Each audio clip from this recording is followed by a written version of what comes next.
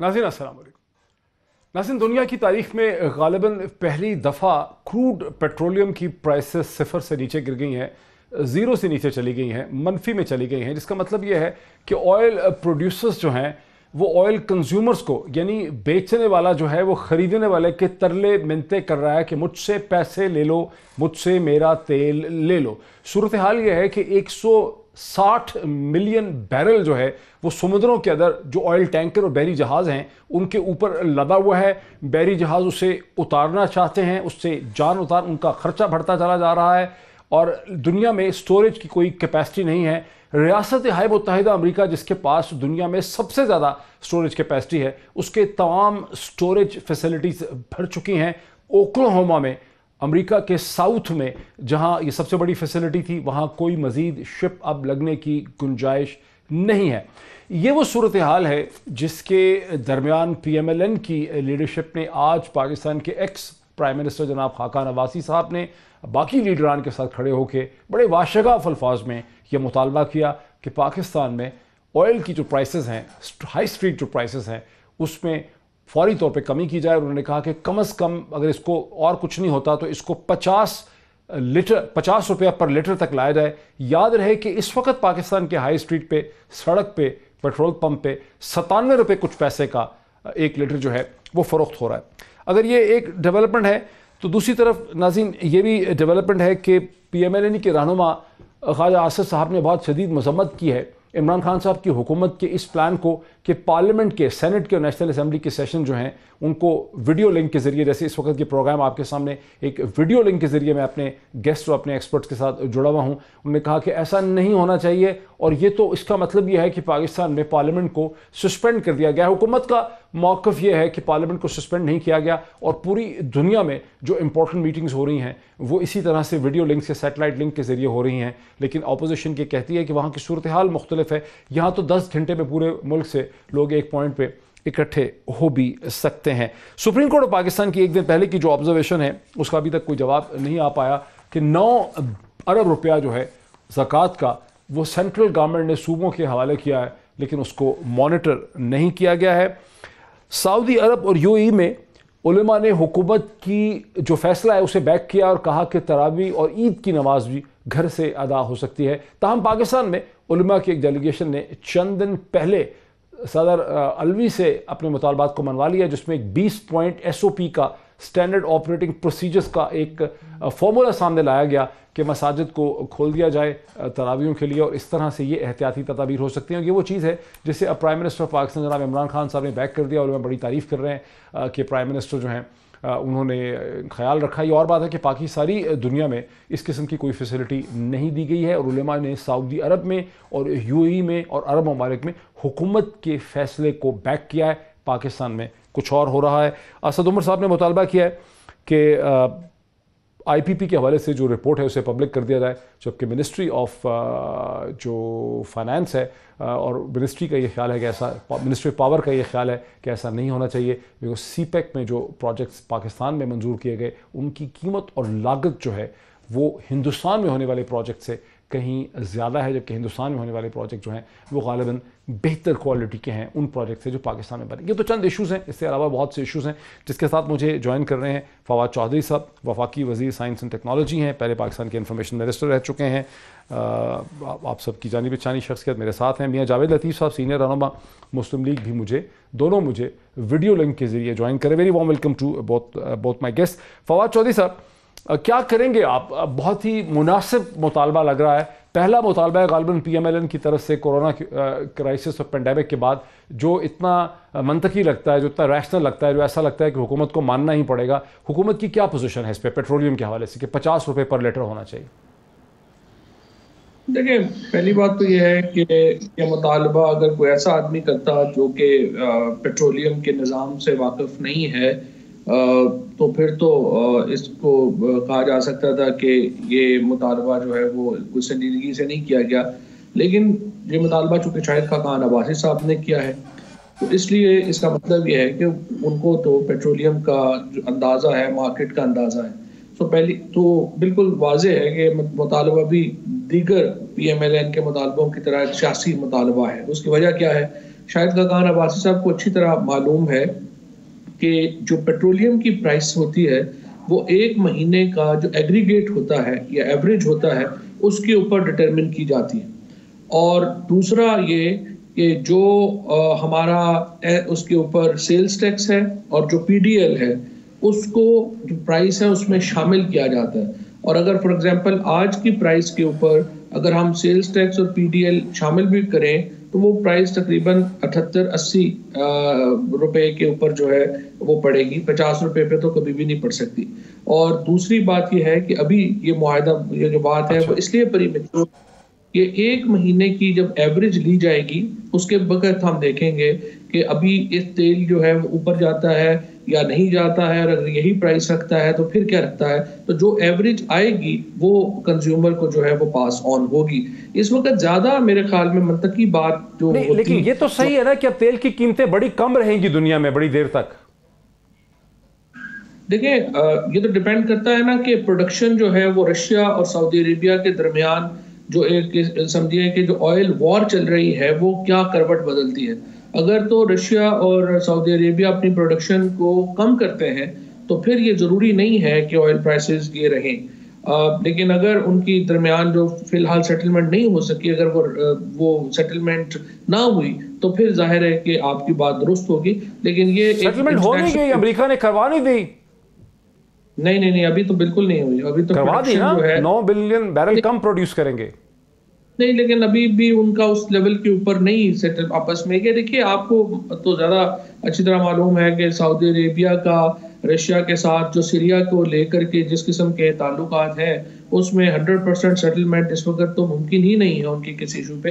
तो अभी जो ये ऑब्वियसली ये दो बहुत बड़े ऑयल प्रोड्यूसिंग मुल्क हैं दुनिया के, तो अभी देखना पड़ेगा कि आगे चल के इनकी सिचुएशन जो है वो किस तरह से रहती है। और ये बात आपकी दुरुस्त है कि इसमें कमी इसलिए भी आएगी कि कंज्यूमर डिमांड नहीं, और लेकिन ये एक सर्कल है। फॉर एग्जांपल अगर आप पाकिस्तान में देखें तो 5 ऑयल रिफाइनरीज में से 2 ऑयल रिफाइनरीज तो तकरीबन बंद ही हो गई है, क्योंकि हमारे यहाँ इस वक्त डिमांड ही नहीं रही ऑयल की। खुद हमारे पाकिस्तान में इतनी डिमांड नहीं रही, तो बाकी जो बाहर के मुल्क हैं उनके वो तो आपके सामने है। अच्छा, जरा रोकें। मियां जावेद लतीफ़ साहब, फवाद चौधरी साहब के जवाब से तो ये बात खासा मुफस्सल उन्होंने जवाब दिया, मजबूरी भी बताई हुकूमत की, लेकिन इससे बात वाज़ेह है कि कोई बहुत ज़्यादा कीमत हुकूमत शायद ना करे यहाँ पे पेट्रोल पंप्स पे।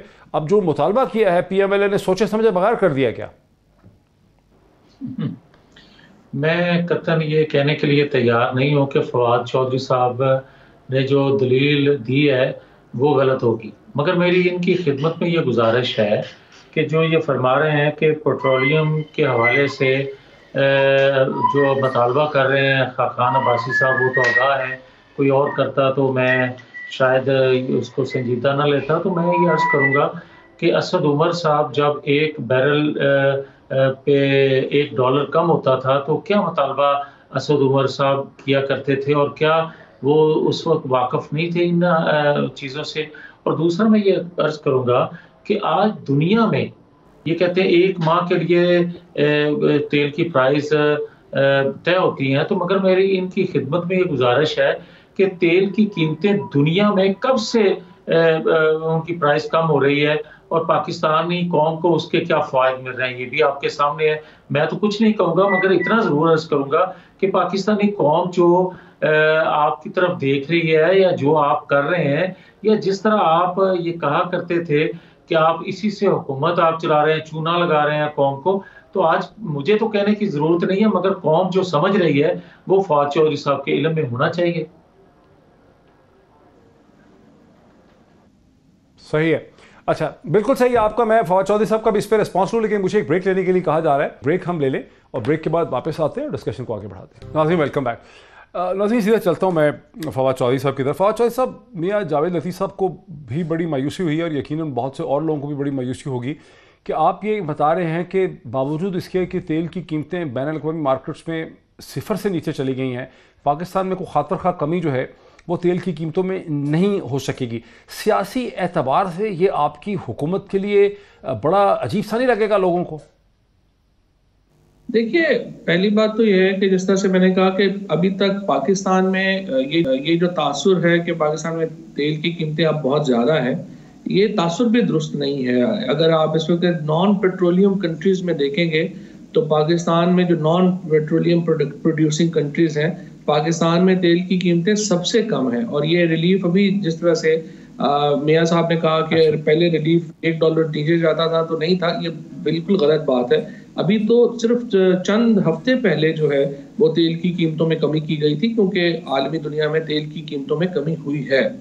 अब हमने इस वक्त ये देखना है कि हमें मेरे नज़र में, या जो लोग तेल की मार्केट को समझते हैं, उनसे जो मेरी बात होती है वो ये कहते हैं कि आपको ये भी देखना होता है कि आपकी कंजम्पशन कितनी है, यानी कंज्यूमर एंड के ऊपर क्या है। ये नहीं कि आप यहाँ पे कीमतें तो कम करते जाएं लेकिन कंज्यूमर में उसकी डिमांड ही ना हो। अभी अब अगर लॉकडाउन है तो अभी तो तेल की जो इस वक्त जो तलब है वो भी बहुत कम है। आज हुकूमत ने जो असल बहुत ज़बरदस्त पैकेज अनाउंस किया है, हमाद ने जो अनाउंस किया है, हमारे मिनिस्टर इंडस्ट्रीज ने, उन्होंने बिजली की कीमतों में जो कारोबारी तबका है उसके लिए एक बड़ा रिलीफ जो है वो अनाउंस किया है। सो इस वक्त हमारी जो बुनियादी चीज़ जिसमें कमी की ज़रूरत है वो बिजली है, और बिजली की कीमतों में कमी जो है वो फोकस है गवर्नमेंट का। तेल की कीमतों में कमी पहले भी हुई है और भी हो जाएगी, लेकिन ये जो तासुर के चूंकि एक दिन में आज कनाडा और अमेरिका में जो तेल की कीमत है वो उनकी प्रोडक्शन के प्राइस से नीचे चली गई है। ये याद रखिएगा कि जो ये मसलन खबर आ रही है कि जो प्रोडक्शन प्राइस से भी नीचे चली गई है, मुफ्त चली गई है, उसका मतलब यह है कि कनाडा में तेल निकालना महंगा काम है बनिस्बत सऊदी अरेबिया के या अरब ममालिक के, और उनका खर्चा तेल निकालने के ऊपर पर बैरल ज़्यादा आता है। तो जब पर बैरल उनका जो खर्चा है वो इस वक्त इतना आप समझिए ज़्यादा है कि उन्हें फिजिबल नहीं है तेल निकालना, इसलिए हम कहते हैं कि तेल की कीमत में जो है वो इस किस्म की कमी जो है। लेकिन ओवरऑल जो अगर चलें इससे थोड़ा सा आगे चलते हैं। हाँ, मियां जावेद लतीफ़ साहब, ये क्या वजह है कि आपकी जमात व ख्वाजा आसिफ जो हैं वो ये कह रहे हैं कि वीडियो लिंक के ज़रिए पार्लियामेंट, सेनेट, नेशनल असम्बली के सेशन या डिस्कशंस वगैरह नहीं हो सकती हैं, जबकि बाकी सारी दुनिया में इस टेक्नोलॉजी को मौजूदा हालात में इस्तेमाल किया जा रहा है। क्यों ऐसा यानी लग रहा है कि PMLN बड़ी डेस्परेट है कोरोना से कुछ ना कुछ निकालने के लिए? नहीं, मैं एक अगर इजाज़त दें तो मैं गुजारिश करना चाहता हूँ फवाद चौधरी साहब से। मुझे इनसे तवक्को है, और बड़े मतलब साफ सीधी बात कह देने वाले होते हैं। मगर मैं ये जो अदाद शुमार बता रहे हैं 10 दिन के, महीने के, मेरा ख्याल है मैं मुनासिब तो नहीं होगा कि मैं गुस्ताखी करूँ इनकी शान में, कि मैं उससे इत्फाक ना करूँ। मगर आप लोगों को देख लो कि कितने अरसे से तेल की प्राइस दुनिया में कम। ठीक है, कनाडा में तेल निकालने के पर बैरल खर्चा ज़्यादा आता होगा, सऊदीया में कम आता होगा। मैंने तो पूरी मंडी, दुनिया की मंडी को देखना है, और दुनिया में तेल की प्राइस जिस तरह कम हुई है मैंने तो वो देखना है। पाकिस्तानी कौम ने तो वो बात करनी है। और दूसरा, मैं इनकी अपनी कही बातें जो है सिर्फ मैं वो दोहरा रहा हूँ कि आप जो पैरामीटर आप तय करते थे उस वक्त, क्या वही आज आपके असूल हैं? ये कौम का सवाल है। दूसरा, मैं ये अर्ज करना चाहता हूँ जो आपने सवाल किया कि दुनिया में आज इस वबा की वजह से स्काइप पे उस तरह मीटिंग्स हो रही हैं, इजलास हो रहे हैं।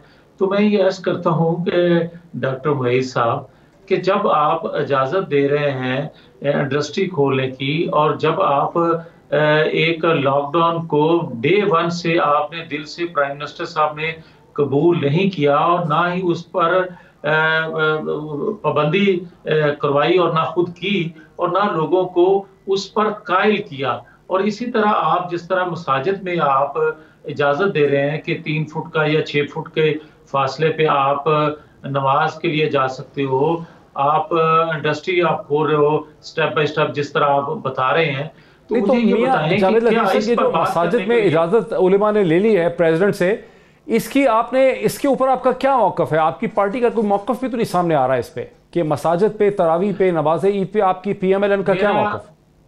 मेरा तो मौक़िफ़ या जमात का या कौम का मौक़िफ़ तो आप उस वक्त जानने की कोशिश करें या जानने के लिए सवाल करें जब 22 करोड़ अवाम की इनको तरजीहात का इल्म हो, 22 करोड़ आवाम के लिए ना इनको ये इल्म है कि हमने इनकी जान बचानी है, ना इनको ये इन्होंने कोई तदबीर, कोई तरकीब, कोई हिकमत अमली बनाई डॉक्टर मोइन साहब कि इनकी मईशत बच सके। अब ना इनको इल्म है कि हमने कौन से SOPs बनाने हैं कि हमारी मईशत भी चल सके, ना इनके इल्म में ये है कि इनकी जिंदगियां बच सके। अब प्राइम मिनिस्टर साहब ने आज भी फरमाया है कि मुझे अंदेशा है कि 40,000। लेकिन मियां जावेद लतीफ साहब, यही तो मैं कह रहा हूं कि हुकूमत को तो फैसला करना है ना, तो वो एक स्मार्ट, वो देखें ना आप उनके वो स्मार्ट लॉकडाउन की बात करते हैं कि तरीके से चला जाए, उसको तो आप क्रिटिसाइज कर रहे हैं। लेकिन कोई लीडर आपकी पार्टी का ऐसा नहीं है जो खड़े होकर आके ये कैटेगोरिकली कहे कि मसाजिद को माह रमज़ान में बंद रहना चाहिए, लोग घरों से तरावी पढ़ सकते हैं। आपका कोई भी लीडर ऐसा नहीं है जो कह रहा है, आप भी नहीं कह रहे। नहीं डॉक्टर साहब, मैं ये कह रहा हूं कि जिनको आज तक ये नहीं पता चला कि हमने करना क्या है, और पाकिस्तानी कौम को कुछ बता तो दें कि हमने ये स्ट्रेटेजी इसलिए बनाई है कि इससे मईशत भी बच जाएगी, भूख नंग से भी लोग बच जाएंगे, और लोगों की जिंदगियां जो हैं वो भी नहीं ज्यादा नुकसान होगा। इनको तो खुद नहीं इल्म, और जो लॉकडाउन की नरमी की बात कर रहे हैं डॉक्टर साहब, उनको ये इल्म नहीं है। खुद फरमा रहे हैं कि 40,000 वहां मर गया, 20,000 वहां मर गया, हमारे सिर्फ 192 मरे हैं। और भाई बात यह है कि आप खुद फरमा रहे हैं कि मई में ये नुकसान ज्यादा हो सकता है, ये वबा ज्यादा तेजी से फैल सकती है, उससे नुकसान ज्यादा होने का अंदेशा है, तो फिर आप लॉकडाउन में नरमी क्यों कर रहे हैं? और अगर आप नरमी कर रहे हैं, कोई वैक्सीन आपने निकाल ली है, फवाद चौधरी साहब का मेडिसिन आपने तैयार कर ली है, तो लोगों को बताओ तो सही। लोग आप मुझे ये बताएं, एक तरफ कह रहे हैं फवाद चौधरी साहब टाइगर फोर्स, टाइगर, एक सेकंड डॉक्टर साहब, एक सेकंड, एक सांस में कहते हैं टाइगर फोर्स और दूसरी सांस में कहते हैं। मैं आप ही के एक सवाल ऐड करना चाहता हूँ। मोहित साहब, मेरे ख्याल में जावेद लतीफ साहब कह रहे हैं कि हुकूमत को तो नहीं पता कि उन्होंने क्या करना, लेकिन हम यहाँ तौक़ुफ़ करते हैं और जावेद लतीफ साहब से मैं आपके जरिए ये सवाल पूछता हूँ कि PMLN की क्या पॉलिसी है कोविड-19 से निपटने के लिए, और आपने क्या कम्प्रीहेंसिव कोई पेपर लिखा, आपने कोई स्ट्रेटजी बनाई? 3 बातें हैं, उनका अगर आप जवाब दे दें हमें तो हम उसको देखेंगे। पहली बात यह है कि आप क्या चाहते हैं कि मुल्क में कर्फ्यू लगा दिया जाए? नंबर 2, आप क्या समझते हैं कि इस वक्त जो सिचुएशन है मसाजिद के ऊपर और तरावी के ऊपर मुकम्मल बैन होना चाहिए या नहीं बैन होना चाहिए? और नंबर 3 ये कि आप क्या समझते हैं कि मुल्क की जो मईशत है उसको यहाँ से आगे कैसे चलाना चाहिए? इन 3 सवालों के अगर आप जवाब दे देते हैं तो और प्रिसाइज जवाब दे देते हैं तो उस पर हम गौर कर लेते हैं। जावेद लतीफ साहब। जी साहब, मैं जावेद लतीफ साहब कौन मुंतजर है आपका जवाब सुनने के लिए? मैं मेरी अर्ज सुन लें।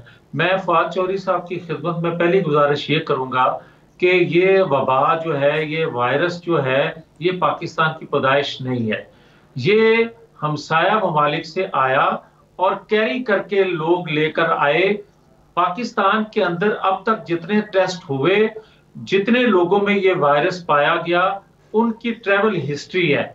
बदकिस्मती से उस वक्त भी आप कोई मनसूबा बंदी से ना एयर सर, ये तो सही नहीं है। अब तो अंदरूनी खाना भी फैल रहा है सर, अब तो अंदर से भी फैल रहा है, अब तो अंदर से भी फैल रहा है सर। सारे आदादोशुमार यही बताते हैं।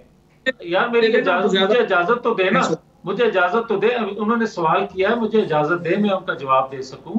मैं उनकी खिदमत में दूसरी ये गुजारिश करूंगा जो आपने खुद बात कह दी कि अब तो पाकिस्तान के अंदर भी लोगों का जो टेस्ट हो रहा है उससे भी निकल रहा है। भाई मैं यही तो अर्ज कर रहा हूं, रोना रो रहा हूं कि अगर वो कैरी करते पाकिस्तान के अंदर दाखिल ना होते तो ये नौबत ना आई। ये पहला सवाल उनका का जवाब कि उस वक्त हमें रोकना चाहिए था, जो आज तक आपकी कोई हिकमत अमली इस हवाले से वाज़ेह नहीं है। दूसरा, उन्होंने जो फरमाया है कि मसाजिद में आप क्या चाहते हैं कि मसाजिद वीरान हो जाए, कतल कोई नहीं चाहेगा। मैं ये कहता हूं फवाद चौधरी साहब कि अगर आपने इंडस्ट्री भी खोलनी है, दुकानें भी खुलवानी है, अगर आपने ट्रांसपोर्ट भी खोलनी है, फिर मसाजिद बंद क्यों?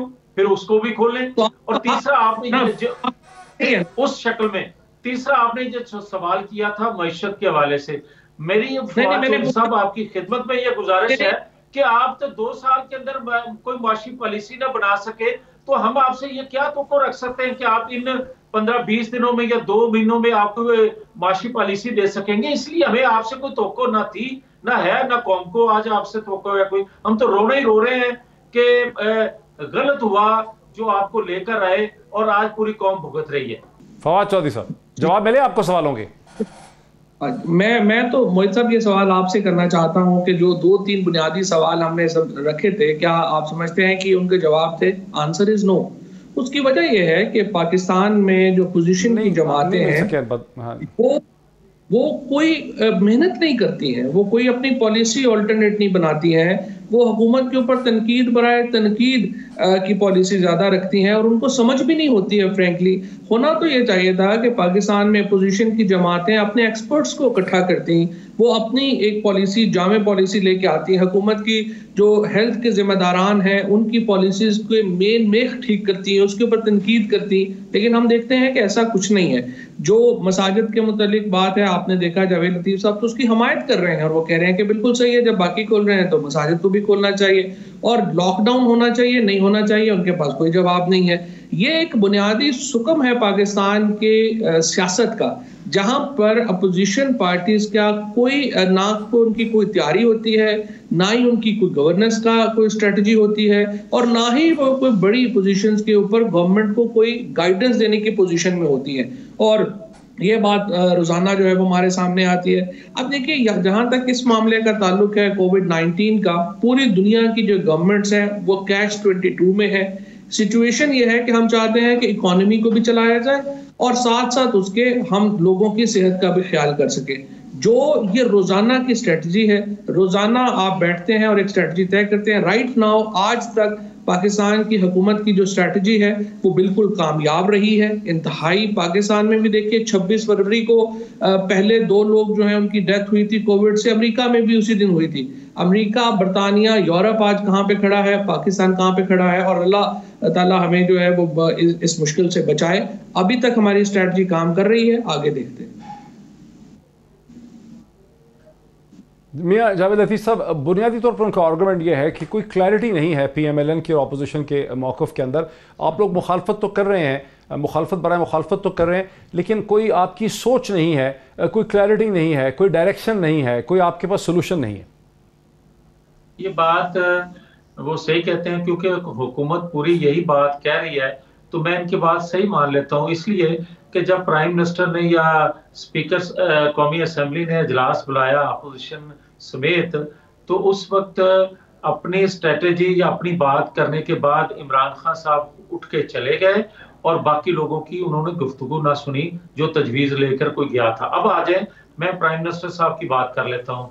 मुझे तो कोई फवाद चौधरी साहब से गिला नहीं है, क्योंकि ये अपनी ये उन पर खुद भी उन पर खुद भी तनकीद किया करते हैं। मगर एक सेकंड फवाद चौधरी साहब, मैं इनकी खिदमत में ये अर्ज करूंगा कि प्राइम मिनिस्टर साहब कंफ्यूज हैं।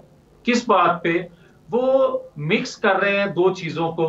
वो लोगों की जिंदगियों को लॉकडाउन के हवाले से ताजर, मजदूर, किसान और मईशत को मिक्स करके बात कर रहे हैं। बात सीधी सी है, ये दोनों चीजें अलग हैं, मगर हुकूमत वक्त की जिम्मेवारी होती है दोनों को एड्रेस करना।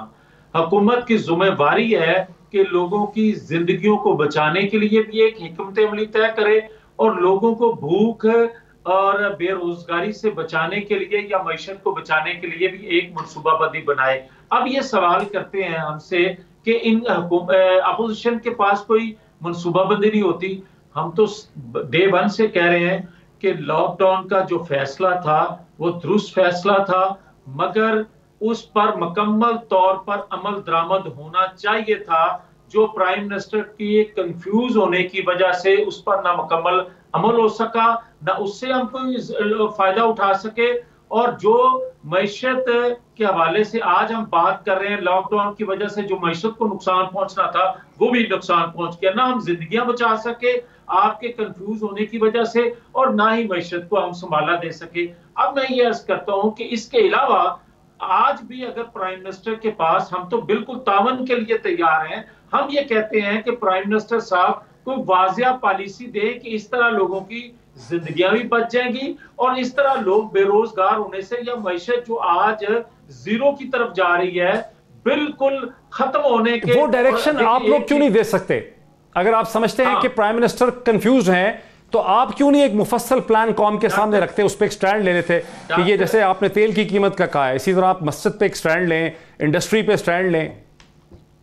हम आज भी कहते हैं कि देखें तमाम इख्तियारात वसाइल होते हैं रियासत के पास, और रियासत पर जो हुकूमत कर रहे होते हैं वो एग्जेक्टिव फैसला करते हैं, और जो अपोजिशन होती है वो तजवीज जरूर देती है मगर उस पर अमल दरामद जो होता है वो इख्तियार हुकूमत तजवीज अगर और हुकूमत कंसेंसस पैदा करती है। एक सेकंड मोहित, और हुकूमत फवाद चौधरी साहब करती है जब आप यकजहती को पारा पारा करेंगे, आप लोगों को बिठाने की बजाय लोगों पर तनकीद करेंगे, सुने बगैर उठकर चले जाएंगे, तो मुझे ये बताएं हवा में तो नहीं कोई अपनी मनसूबाबंदी दे देगा आपको? आप पूछे, हम बताने के लिए तैयार हैं। फवाद चौधरी साहब, ऑपोजिशन ने तो तजवीज देनी है, तनकीद करनी है, काम करना है, फैसला आपने करना। नहीं, ये बात फवाद चौधरी साहब बिफोर द ब्रेक करना है और हुकूमत ने जवाब देना है, लेकिन दुनिया में जो अपोजिशन है, जैसे यूके की अपोजिशन है या अमेरिका में अपोजिशन है, वो अपने कम्प्रिहेंसिव प्लान्स लेके आते हैं। अभी भी आपने देखा जावेद लतीफ साहब एक सांस में उन्होंने कहा कि नहीं अगर वो लॉकडाउन हो जाता तो बड़ा अच्छा था, दूसरे सांस में उन्होंने कहा नहीं उससे मईशत को बड़ा नुकसान हो गया, एक सांस में उन्होंने कहा कि नहीं ये मसाजिद के ऊपर जो पाबंदी है ये होनी चाहिए थी मुकम्मल, दूसरी सांस में उन्होंने कहा कि नहीं ये जब आप कंस्ट्रक्शन इंडस्ट्री खोल रहे हैं तो मस्जिद को कैसे बंद कर सकते हैं।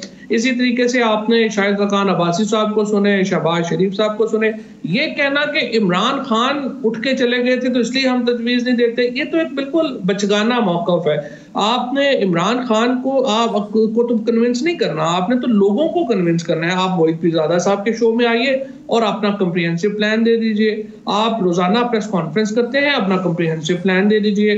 अभी हकीकत यह है कि देखिए एक भी कोई स्पेशलिस्ट की कॉन्फ्रेंस अपोजिशन ने नहीं की है, उन्होंने अपने डॉक्टर्स को नहीं बुलाया, उन्होंने लोगों को नहीं पूछा क्या करना है, सिर्फ वो ऐसे टीवी पे रोज आते हैं 1 घंटा, ज़रा टीवी ने भी अपना रोज अपना प्रोग्राम करना होता है, कुछ लोगों को सुनाना होता है, कुछ ना कुछ मिर्च मसाला, वो आते हैं बात करते हैं चले जाते हैं। कोई ऐसा प्लान अपोजिशन के पास नहीं होता और ना ही है, और ना ही कोई हमें इस अपोजिशन से कोई उम्मीद है कि आगे को कोई कुछ होगा। अभी तक जो पाकिस्तान में जो मईशत, मुझे एक ब्रेक लेने दीजिए, बहुत ही दिलचस्प ये एक मनाजरा है, बहुत ही दिलचस्प ये है, मुझे एक ब्रेक लेने दीजिए। मेरे साथ हैं फवाद चौधरी साहब और जावेद लतीफ़ साहब। आफ्टर द ब्रेक एक दो और बड़े अहम इशूज़ हैं, उन्हें उठाते हैं आफ्टर द ब्रेक। नाज़रीन वेलकम बैक। मैं चलता हूँ फवाद चौधरी साहब की तरफ। फवाद चौधरी साहब, ये हम मसलसल सुन रहे हैं कि फैसल एदी चेक देने आए थे वज़ीर आज़म पाकिस्तान को, उसके बाद वो टेस्ट हो गया उनका पॉजिटिव, कोरोना के साबित हो गए कि उनको है कोरोना, इन्फेक्टेड हैं। अब क्या वज़ीर आज़म पाकिस्तान जो हैं वो भी जाएंगे क्वारंटीन में बोरिस जॉनसन के? नहीं, अभी जो है वो आज कैबिनेट के बाद ही ये पता चला, और कैबिनेट के वक्त तक पता नहीं था कि ये मुलाकात हुई, लिहाजा काबीना में इसके ऊपर कोई डिस्कशन नहीं हुई है। लेकिन डॉक्टर फैसल सुल्तान ने बताया है कि प्राइम मिनिस्टर साहब जो है वो कोरोना टेस्ट करवा रहे हैं, और वो टेस्ट जो है वो मेरे ख्याल अब तक हो गया होगा, और कल उसका करवा लिया। तो ये डॉक्टर फैसल सुल्तान ने ये बताया था कि आज उनका टेस्ट जो है वो करवा लिया जाए। चलें, let's hopefully hope for the best. अच्छा, सवाल मेरा आपसे बुनियादी तौर पे ये है असल में कि प्लानिंग मिनिस्टर असद उमर साहब ने उन्होंने ये मुतालबा किया और डिमांड किया कि जो इंडिपेंडेंट पावर प्रोड्यूसर्स की पावर के हिसाब से, पावर प्रोजेक्ट्स के हवाले से जो रिपोर्ट है उसे हुकूमत पब्लिक करे। ये और बात है कि रिपोर्ट तो लीक हो गई है, वो सबके सामने आ गई है, लेकिन जो मिनिस्ट्री ऑफ है पावर की, उसका ख्याल है कि इसको पब्लिक नहीं करना चाहिए हुकूमत की साइड से। इस पर आपका क्या मौक़िफ़? नहीं, आज तो काबीना ने इसको पब्लिक करने का फैसला किया है, और तमाम ही जो लोग थे, पहली बात तो ये थी कि जो लोग जिनका कॉन्फ्लिक्ट ऑफ इंटरेस्ट था वो तो काबीना के इजलास से बाहर चले गए थे, लेकिन बाकी जो तमाम लोग थे उनका यही मुतालबा था कि रिपोर्ट को पब्लिक किया जाए। बल्कि जो बाहर चले गए थे उन्होंने भी, मखदूम खुसरो बख्तियार ने तो स्पेसिफिकली प्राइम मिनिस्टर साहब से ये बात की कि ये रिपोर्ट जो है उसको पब्लिक करना चाहिए। और जो असद उमर साहब का पॉइंट ऑफ व्यू था वो बिल्कुल सही था। उनका था कि जिन लोगों ने अगर कुछ गलत नहीं किया है उन लोगों को कोई प्रॉब्लम नहीं है, और उनको तो ये चाहिए कि रिपोर्ट पब्लिक करने की जो है वो बात करें, और जिन्होंने किया है उनको जाहिर है कि गलती है तो उसकी सजा मिलनी चाहिए। लिहाजा ओवरवेलमिंगली जो मेजॉरिटी थी वो इस हक में ही थी कि रिपोर्ट को पब्लिक करना चाहिए। अच्छा, ये तो खैर बड़ा बोल्ड डिसीजन किया आपकी हुकूमत ने। जावेद अली साहब, एक सवाल ये उठेगा कि इंडिपेंडेंट पावर प्रोड्यूसर्स के जो अक्सर कॉन्ट्रैक्ट हैं जो बड़े एग्जॉर्बिटेंट बहुत बड़ी कीमत पे दिए गए हैं, वो या तो पीपल्स पार्टी ने दिए या आपकी हुकूमत ने दिए, अब इस पे आपका क्या मौक़िफ़? मैं आपकी इजाज़त से सिर्फ फवाद चौधरी साहब की खिदमत में ये अर्ज़ करना चाहूँगा, अगर वो बुरा महसूस ना करें तो। प्राइम मिनिस्टर साहब के हवाले से मैं सिर्फ इतना पहले ये अर्ज़ कर दूँ कि एक गैर संजीदा और यकजहती को पारा पारा करने वाले और कंफ्यूज जो प्राइम मिनिस्टर हैं, उनका नुकसान कौम को किस तरह हो रहा है। आप ये देखें कि इन्होंने कहा कि वो छोड़ेंगे क्या। सर, ये वैसे जब आप कह देते हैं कि वो गैर, सर आप जब कहते हैं कि ये गैर संजीदा है, कौमी यकजहती को पाश पाश कर दिया, तो इसकी कोई एविडेंस कोई है साथ आपके? ये कोई सेटल चीज थोड़ा है कि गैर संजीदा है? उनको तो किसी ने हंसते हुए नहीं देखा आज तक। नहीं, मैं अर्ज कर देता हूँ। मैं एक इनकी टाइगर फोर्स जो बननी थी, जो 10 अप्रैल को 10 लाख के करीब रोडों पे आनी थी, मैं उसके हवाले से कह दूं। मैं ये कहता हूँ कि हमें आज इन्होंने बहुत से उस पर अदम तहफ़्फ़ुज़ या अदम एतमाद किया कि नौजवानों को हम पैसा नहीं दे रहे, कहीं वो खा ना जाएं, या ये हम अपने नौजवानों पर कोई शक नहीं करते, कोई पैसे में करप्शन में वो इन्वॉल्व नहीं है। हमें तहफ़्फ़ुज़ जो तहफ़्फ़ुज़ात हैं वो ये हैं कि आप एक देखें कि मुल्तान में डॉक्टर 28 के करीब इस वबा से मुतासर हुए, इस काम को करते करते या लोगों की खिदमत करते करते। मुझे ये बताएं कि जो टाइगर फोर्स आप लेकर आ रहे हैं, जो किसी भी हिकमत अमली से आ रही, कोई उनके पास स्ट्रेटेजी नहीं होगी, कोई एहतियाती तदाबीर नहीं होगी और कोई रोड मैप नहीं होगा। उसके बगैर आप इतनी बड़ी फोर्स को जब आप झोंकेंगे, ये आप तो क्यों एस्यूम करते हैं कि रोड मैप नहीं होगा? क्योंकि बर्तानिया में भी एनएचएस की मदद करने के लिए उन्होंने 7.5 लाख लोग इकट्ठे हो गए, 2.5 लाख को हुकूमत ने सिलेक्ट कर लिया है बर्तानिया में। तो रोड मैप तो हुकूमत देगी ना उनको, कि नहीं देगी? डॉक्टर मईस साहब, जिनके पास असद उमर जैसे लोग हों और ये कहें कि ये मेरा ओपनर बैट्समैन है और जो उसने 1.5 साल के अंदर अशर किया, ये है उनकी तरबियत का और ये है उनकी ट्रेनिंग तरबियत, तो उसके बाद आप टाइगर फोर्स से क्या आप तवक्को रखते हैं? ये छोड़े बात इसको। मैं एक गैर संजीदगी जो आपने कहा था ना, कि प्राइम मिनिस्टर में नहीं है, मैं वो इजहार करता। अब आपने जो सवाल किया है पावर सेक्टर के हवाले से, तो भाई ये रिपोर्ट कब शाया होगी? ये तो रिपोर्ट आ चुकी, मुख्तलिफ अखबारात में ये छप चुकी।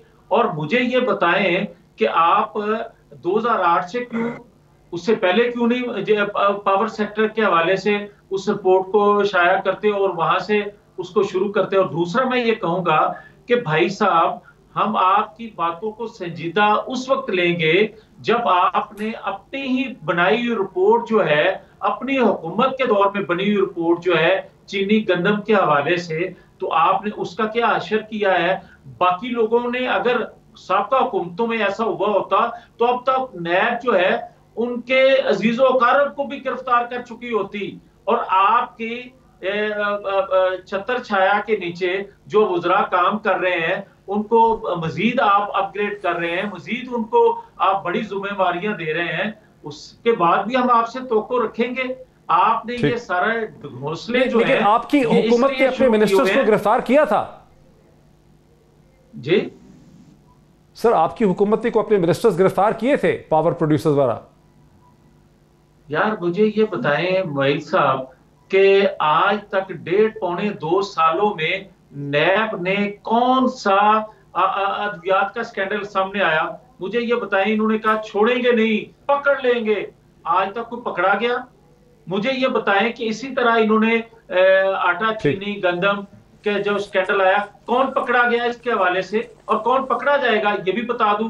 ये सिर्फ और सिर्फ एहतसाब के नाम पे इंतकाम है। उनको पकड़ेंगे जिनको जिनसे नाला है, खुश नहीं। कोई जिस तरह जावेद लतीफ साहब आपने देखा कि देखिए जवाब तो खैर कोई भी नहीं देता। बहरहाल फवाद चौधरी साहब आप दे जवाब। मैंने तनकीद ही वो की है, कोई उसमें कोई सब्सटेंस तो है नहीं कि जिसके कोई आप कहें कि उसकी कोई जवाब जो है वो बनता है। जहां तक टाइगर फोर्स का ताल्लुक है, या एक हम देखिए, हम एक पॉलिटिकल पार्टी हैं, और अगर हम एक ऐसा निज़ाम बनाना चाहते हैं जिसमें यूनियन काउंसिल की सतह के ऊपर जो नौजवान हैं वो शरीक हों रिलीफ एफर्ट्स में, उसमें क्या प्रॉब्लम है? PMLN अपने रिलीफ एफर्ट्स बनाए और अपने जो है वो लोग भर्ती कर ले। अगर वो नहीं समझते, डायरेक्शन कौन देगा? किसके खिलाफ बनाए? कहते हैं अनट्रेन्ड फोर्स होगी, उसको डायरेक्शन कौन देगा? नहीं, अनट्रेन्ड फोर्स नहीं है तो उसने कौन सा को जाके जो है वो मशीन गने तो नहीं चलानी ना। उन्होंने यूटिलिटी स्टोर से अगर कह रहे हैं कि जी राशन उठा के लोगों के घर पहुंचाना है, तो उसमें कितनी बड़ी ट्रेनिंग चाहिए। इसी तरीके से अगर किसी को जो है वो मदद करनी है तो उसमें क्या ट्रेनिंग चाहिए, कितनी बड़ी ट्रेनिंग चाहिए। ये तो देखिए यही तो प्रॉब्लम है हमारे यहाँ अपोजिशन का, कि वो कोई ना समझते हैं, ना पूछते हैं, ना बात करते हैं, ना जहन दब चलाते हैं। वो सिर्फ इसी मिशन के ऊपर रोजाना टीवी पे आते हैं कि हमने किस तरह जो है वो हुकूमत के ऊपर तनकीद क्या करनी है, और जाहिर है कि उसमें फिर वजन नहीं रहता जब आप ऐसी बेसरोपा तनकीद जो है वो करते हैं। मैं जिस तरह से अर्ज कर रहा था, इस वक्त पाकिस्तान में जो सिचुएशन है वो अंडर कंट्रोल है। हमारे यहाँ जो अमेरिका में बरतानिया के हालात हैं उनको सामने आप रखिए, पाकिस्तान में we have done rather well. और इस वक्त जो पूरी हुकूमत है, हमारे जो इदारे हैं वो बिल्कुल यकमुश्त हैं और एक कम्प्रिहेंसिव स्ट्रेटजी के ऊपर जो है वो काम हो रहा है। और मेरी नज़र में इसमें कोई फिलहाल खामी नहीं है। जो जो मुमकिन है वो हुकूमत वो स्टेप्स ले रही है। जनाब जावेद लतीफ साहब। मैं फवाद चौधरी साहब को क्या, मैं तो इनकी खिदमत में अर्ज ही कर सकता था, क्योंकि ताकतवर लोग हैं, नाराज हो जाए तो अगले दिन नैब का नोटिस आ जाता है। मैं ये कहूंगा कि फवाद चौधरी साहब, सिर्फ आपसे सवाल ये है कि आपने करप्शन एहतसाब का जो एक स्लोगन लोगों को दिया था 1.5-2 साल में, उसका हशर क्या हुआ? नंबर 1। नंबर 2, मुझे ये बता दें कि क्या आपके इसी स्लोगन से लोगों को रोजगार मिल रहा है? क्या आपके इसी स्लोगन पर अमल भी कोई हो रहा है? क्या इस स्लोगन से आप इंसाफ के नाम पे, एहतसाब के नाम पे लोगों से इंतकाम तो ले रहे हैं, मगर एहतसाब के अदारे जो हैं, क्या आपकी तरफ, आपसे मुराद आप लोगों की तरफ ही देख सकते हैं? मुझे ये बताएं कि क्या ये एहतसाब के अदारे इंडिपेंडेंट हैं? क्या ये एहतसाब के अदारे जो हैं उन लोगों को जिनसे आप नाराज होते हैं उनको पकड़ने के अलावा भी कोई काम करते हैं? क्या ये एहतसाब के अदारे जो हैं इन्होंने आज तक इल्जाम लगाने के बजाय गिरफ्तार, अच्छा एक सवाल रह जाएगा, काम किया है? ये एहतसाब की बात हो रही है, एक सवाल रह जाएगा। देखिए चहमगोइयां मसलसल हैं जावेद लतीफ साहब, और PMLN के बहुत से लीडरान जब हमें अलग से मिलते हैं ऑफ द रिकॉर्ड, वो कहते हैं कि जी हमारे तो मामला जो है पाकिस्तान में वो बियॉन्ड सीज फायर चले गए हैं, मामला ठीक हो गए हैं, शहबाज शरीफ साहब बहुत जल्दी बहुत बड़ा उनको रोल मिलने वाला है। दूसरी तरफ जब नैब उनको बुला लेती है तो फिर ये कहा जाता है कि ये प्राइम मिनिस्टर कर रहे हैं, लेकिन सबको पता है कि प्राइम मिनिस्टर को नैब पे कोई इख्तियार नहीं है, कंट्रोल नहीं है। जावेद लतीफ साहब, ये मामला है क्या? क्या अगर शहबाज शरीफ साहब के मामला तैब आ गए हैं तो फिर उनको नैब क्यों बुलाता है? ये क्या है? और प्राइम मिनिस्टर के पास तो नैब है नहीं। मेरी अर्ज सुन लें, जो ये बात करते थे और दम करते हैं, इनके एक वजीर रेलवे साहब जो हैं, उनके दम का जवाब तो मैं सिर्फ इतना दूंगा कि क्या 1.5-2 साल में इसका मतलब ये हुआ कि जिससे आप नाखुश हों, जो आप फरमाते हैं इनके वजीर रेलवे के, मैंने प्राइम मिनिस्टर को कहा है कि सबके साथ सुलह कर लें, किसी से इंतकाम ना लें। कोई बात यह है कि इसका मतलब फिर ये हुआ जो मैं कह रहा हूं कि एहतसाब के अदारों को आप इस्तेमाल करके इंतकाम ले रहे हो। सुलह का मतलब ये है कि आपके मतलब कोई बात ना हम करें तो एहतसाब किसी का नहीं होगा, फिर इंसाफ ही इंसाफ है, फिर अच्छा ही अच्छा है। अच्छा, वक्त मेरा खत्म हो गया प्राइम मिनिस्टर जावेद लतीफ साहब, वक्त मेरा खत्म हो गया। दोनों का बहुत, जावेद लतीफ साहब का भी, फवाद चौधरी साहब का भी बहुत ही तेज़ुतुन मुकालमा था, बहुत से सवालात के जवाब नहीं भी मिल सके, लेकिन नाज़रीन फैसला आपका है। कल फिर आपसे मुलाकात होती है। बहुत शुक्रिया।